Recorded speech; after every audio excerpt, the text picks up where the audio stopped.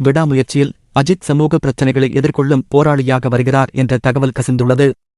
இப்படத்தின் ஷூட்டிங் தற்போது அஜர்பைஜான் நாட்டில் விறுவிறுப்பாக நடந்து வருகிறது. விரைவாக முடிக்க வேண்டும் என்ற காரணத்திற்காக வாரத்தின் 7 நாட்களும் ஷூட்டிங் போய்க் கொண்டிருக்கிறது. இதனால் படக்குழுவினர் ஓய்வு இன்றி அயராது உழைத்து வருகின்றனர். விடாமுயற்சி படப்பிடிப்பில் ஈடுபட்டுள்ள உள்ளூர் மக்கள் வாரத்தில் 2 நாள் கண்டிப்பாக விடுமுறை வேண்டும் என்று அஜித்திடம் கோரிக்கை வைத்த நிலையில் கோரிக்கையை ஏற்ற அஜித் 2 நாள் விடாமுயற்சி ஷூட்டிங் லீவு கொடுத்துவிட்டு அவர் துபாயில் உள்ள அவரது வீட்டிற்கு சென்றுள்ளாராம்.